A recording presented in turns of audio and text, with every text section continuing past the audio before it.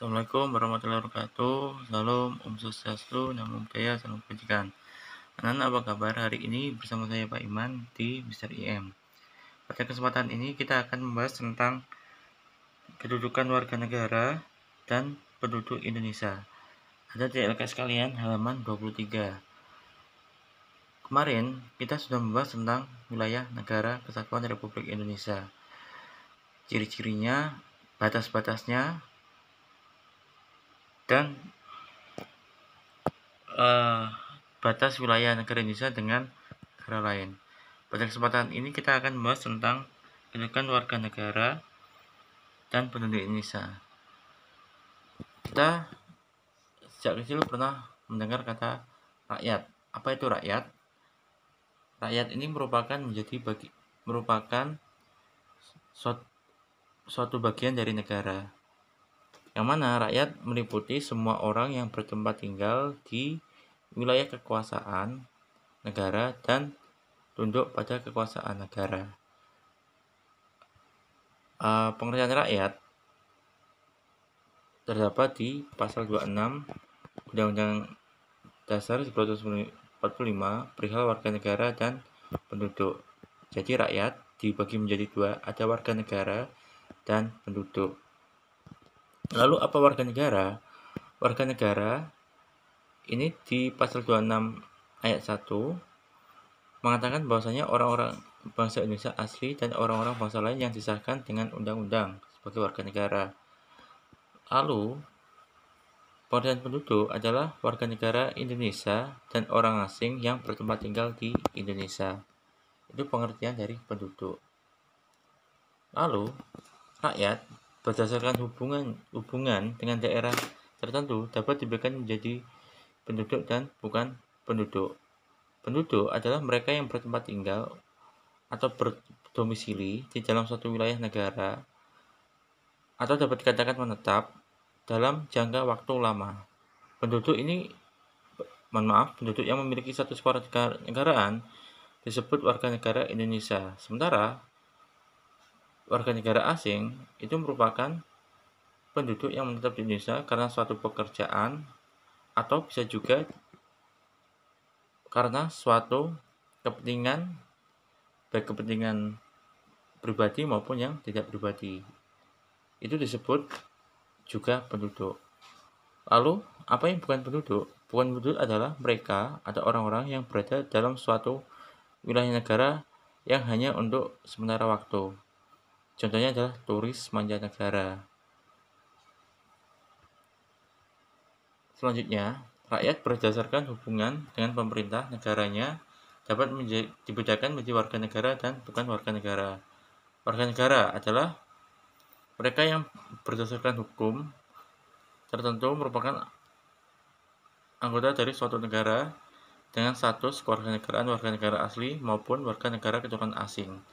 Warga negara juga dapat diperoleh melalui proses naturalisasi. Sementara bukan warga negara atau orang asing adalah mereka yang berada pada suatu negara tetapi secara hukum tidak menjadi anggota negara yang bersangkutan, namun tunduk pada pemerintah di mana negara berada, semisal adalah duta besar, kontraktor asing, dan lain sebagainya. Selanjutnya, asas kewarganegaraan diatur di dalam Undang-Undang Dasar Republik Indonesia pasal 28E ayat 1 yang mana mengatakan setiap orang bebas memeluk agama dan beribadah menurut agamanya, memilih pendidikan dan pengajaran, memilih pekerjaan, lalu yang saya terbalik memilih kewarganegaraan, memilih tempat tinggal di wilayah negara dan meninggalkannya serta berhak kembali. Itu adalah asas kewarganegaraan. Nah, penentuan status kewarganegaraan ini dapat digunakan dua sel. Ada sel aktif dan sel pasif. Sel aktif ini melakukan tindakan hukum tertentu.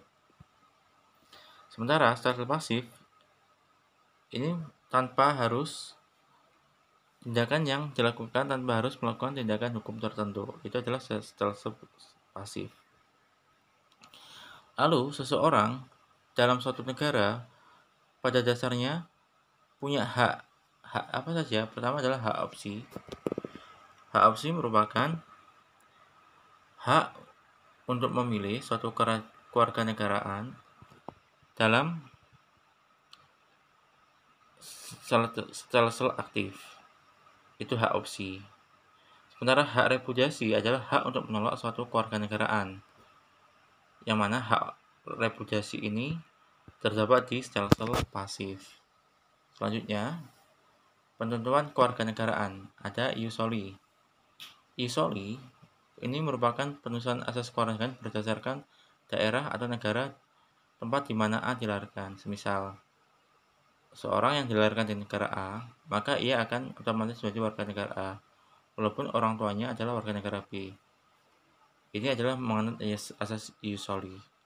Lalu, asas ius sanguinis adalah penentuan asas kewarganegaraan yang berdasarkan darah atau keturunan dari orang tua yang bersangkutan. Contoh, seseorang yang dilahirkan negara A, tetapi orang tuanya warga negara B, maka orang tersebut tetap menjadi warga negara B.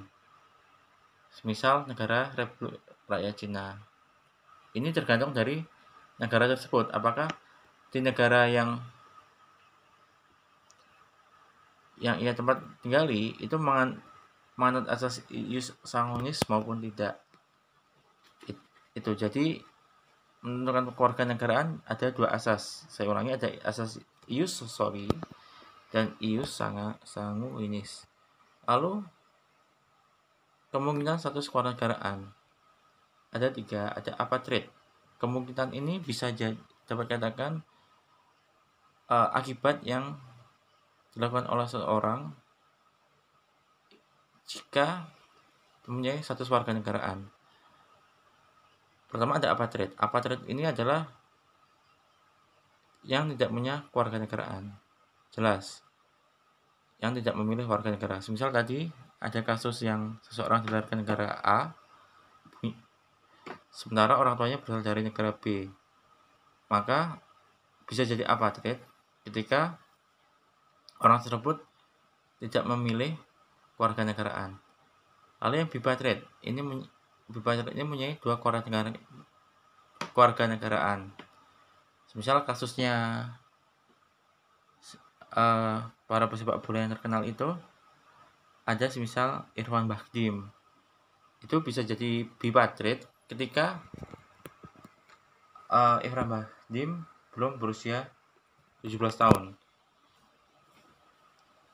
Maka sebelum usia 17 tahun, maka Irfan Bahdim itu mempunyai dua kewarganegaraan. Tapi ketika Irfan Bahdim sudah berusia 17 tahun, maka Irfan Bahdim harus memilih warga negara yang dia anutnya, apakah menganut asas tadi ius soli maupun asas ius sanguinis.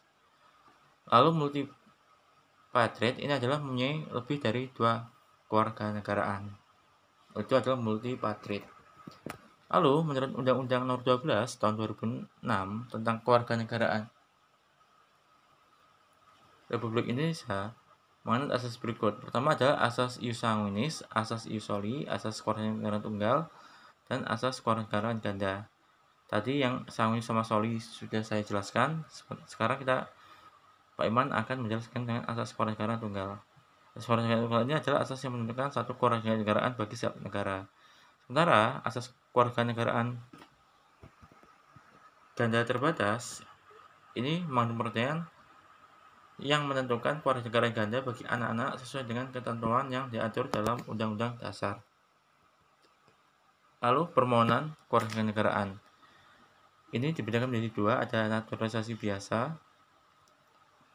di mana naturalisasi biasa ini